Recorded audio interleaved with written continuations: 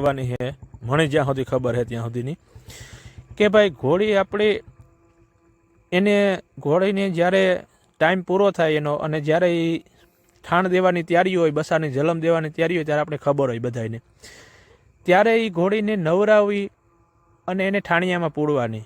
એને ઠાણિયામાં પૂરો ત્યારે એના બે પગ વસારે જે આસર હોય, આસરને બે આસર વસારે જ્યારે એને મેલ હોય, મેલ જ્યારે બસું ધાવતું હોય ને બસાના પેટમાં જ્યારે મેલ જાય ને ભાઈ, ત્યારે એને પેટ પીડા થાય, પછી એને ઝાડા થાય, ઘણું બધું થાય. એને લીધે એ બસેરું માંદું થાય, અમુક બસી જાય, અમુક ન બસે. એટલે જ્યારે ઘોડી ઠાણ દેવાની તૈયારી હોય, વ્યાજમ પડવાની તૈયારી હોય, ત્યારે બસું વ્યાજમમાં કોઈ દી ખીસવાનું નહીં બને ત્યાં સુધી. એને રીતે હુરાવા દેવાની, એની રીતે એને મહેનત કરવા દેવાની. પછી નો બહુ અતિ નબળી ઘોડી હોય ને તો વરે બસુને ખીસવાનું, નીચે ખીસવાનું, ઉપર નહીં. પછી એને તમે ઘોડીને છે એ તંગ પટ્ટા બાંધો ને ઓલા પટ્ટા બાંધો, એ હવની એકાબીજાના મગજ પ્રમાણે, એકાબીજાના અનુભવ પ્રમાણે બાંધતા હોય.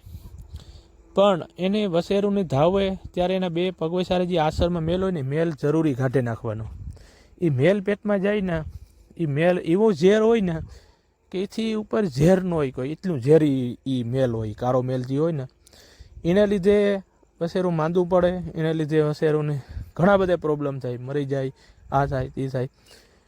પછી આપણે ઘોડો બતાવવાનું કહીએ તો ઘોડો બસેરુંને ઓછામાં ઓછું 3-4 મહિના 5 મહિના જીવું હોય એ રીતનું જીવું, ધવરાવવું હોય એ રીતનું ધવરાવવાનું. ધવરાવી અને જ્યારે તમે બસુને વારો ને એટલે 1-2 દીમાં ઘોડી ગરમીમાં આવે ત્યારે ઘોડો બતાવવાનો.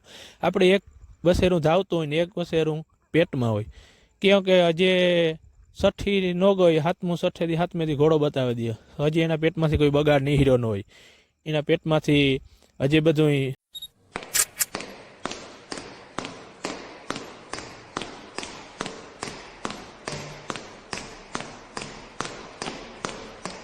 ખોરાકની 36